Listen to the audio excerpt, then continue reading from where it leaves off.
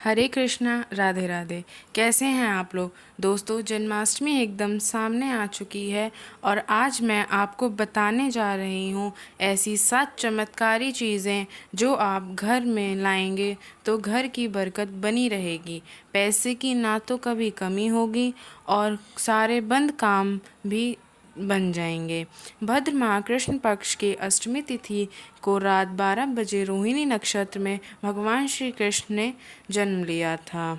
बड़ी धूमधाम से पूरे देश में घर घर में श्री कृष्ण का जन्मदिन मनाया जाता है और छोटे से लड्डू गोपाल जी की बड़े ही प्यार से इस दिन सेवा होती है। जिस घर में भी लड्डू गोपाल जी हैं उनके जन्मदिन के उपलक्ष्य में घर को सजाया जाता है और तरह तरह की चीज़ें और उपहार भगवान के लिए लाई जाती हैं। छोटे से बालक के रूप में पूजित भगवान श्री कृष्ण के लिए इस दिन बहुत से प्रकार के खाने की चीज़ें बनाई जाती हैं। 56 भोग भी बनाते हैं और साथ में सुंदर सुंदर चीज़ें लाते हैं। इन सभी चीज़ों में से 7 ऐसी चीज़ें बताएंगे जिनसे आपको साल भर फ़ायदा होगा। तो चलिए दोस्तों, शुरू करते हैं आज की वीडियो। इन 7 अद्भुत चीज़ों में से पहली चीज़ है मोरपंख। मोर मुकुटधारी श्री कृष्ण जी के सर पर हमेशा मोरपंख लगा हुआ रहता है।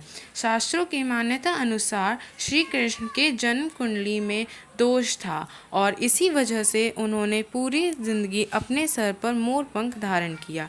मोरपंख जिस घर में भी रहता है उस घर से सारी नेगेटिव एनर्जी चली जाती है और साथ में घर का वास्तु दोष चला जाता है।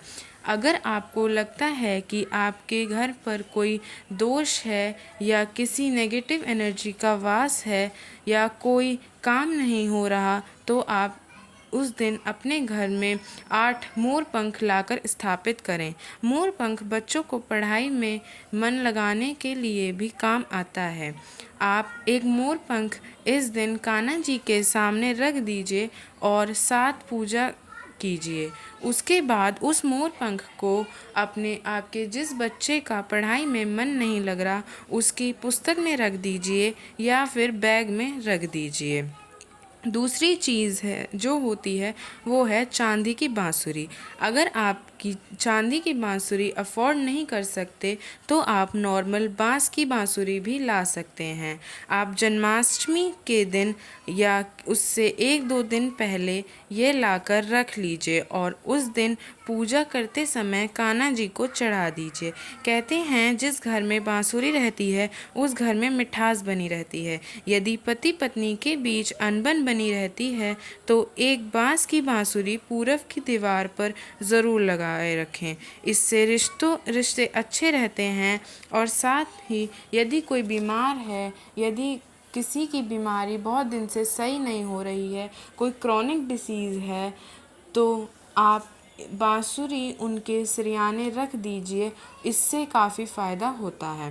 तीसरी चीज़ जो आप ला सकते हैं वो है गौ माता। अगर आप चांदी की छोटी सी गाय और बछड़े की मूर्ति ला सकते हैं तो सबसे उत्तम होगा और यदि संभव नहीं है तो आप ब्रास पीतल की गौ माता भी ला सकते हैं, मिट्टी की भी ला सकते हैं और या फिर नॉर्मल मार्बल की गौ माता जो मिलती हैं आप उन्हें भी ला सकते हैं। और ध्यान रहे माता के साथ बछड़े का होना आवश्यक है और माता के रोज़ सुबह उठकर चरण दर्शन और चरण स्पर्श करें।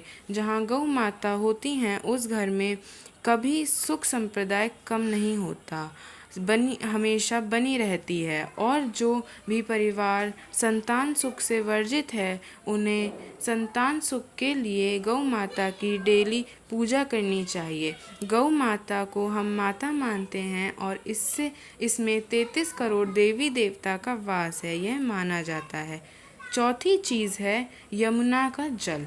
आप सभी को गंगा जल की बात तो पता ही है। आप सभी अपने घर में गंगाजल रखते भी हैं। गंगाजल जितना शुद्ध होता है उतना शुद्ध कुछ भी नहीं होता, लेकिन कृष्ण जन्माष्टमी पर यदि हो सके तो यमुना जल अवश्य लाएं और कान्हा जी के सामने किसी पीतल के कलश या पात्र में रख रख दीजिए या मिट्टी के घड़े में भी रख सकते हैं। डेली चेंज करने की कोई ज़रूरत नहीं है। उसे एक बार भरकर बाल स्वरूप गोपाल जी के सामने रख दीजिए। हमारे गोपाल जी यमुना में बहुत सी लीलाएं करी हैं और यमुना उन्हें बहुत ही प्रिय है। यमुना जल उनके सामने होने से श्री कृष्ण का और उनके बाल स्वरूप का आशीर्वाद हमेशा घर पर रहता है। पांचवी चीज़ है दक्षावनी शंख। पूरे संसार में आपने देखा होगा माता लक्ष्मी, भगवान विष्णु, शिव, छोटे से लड्डू गोपाल जी का अभिषेक हमेशा इसी शंख से होता है। शास्त्रों में भी यही लिखा है और इसी शंख से अभिषेक करा जाता है। जिस घर में यह शंख होता है उस घर में माता लक्ष्मी का सदैव वास रहता है और उस घर में से माता लक्ष्मी कभी नहीं जाती। फूल, अक्षत, चंद्र चढ़ाकर इस शंख की पूजा करी जाती है। छठी चीज़ है झूला या पालना। झूला या पालना लाने से इस दिन को बहुत शुभ माना जाता है। यशोदा माता ने नंद उत्सव के दिन गोपाल जी को झूले में ही झुलाया था। और लास्ट चीज़ जो मैं बता रही हूँ, वैसे तो बहुत सी चीज़ें हैं लेकिन ये लास्ट चीज़ इस वीडियो के लिए है। वैसे तो सभी लोग जानते होंगे कि घर पर बाल गोपाल हैं, उनके भोग में तुलसी पत्र डालना जाता है। गोपाल जी को भोजन में तुलसी पत्र कंपलसरी होता है और पूजा में भी कंपलसरी होता है। यदि आपके घर में तुलसी का पौधा नहीं है तो इस दिन उसे लाना सर्वोत्तम माना जाता है। घर में तुलसी पौधा लगाने से कोई भी नेगेटिविटी घर के अंदर प्रवेश नहीं करती और कर्जा भी नहीं रहता। आप यह एक दीपक तुलसी पर रोज जलाएं। तो दोस्तों, ये थी वो 7 चीज़ें जिनसे आपको फल अवश्य मिलेगा। अगर आपको हमारी वीडियो पसंद आई हो तो चैनल को सब्सक्राइब करें, वीडियो को लाइक करें। हरे कृष्णा, राधे राधे।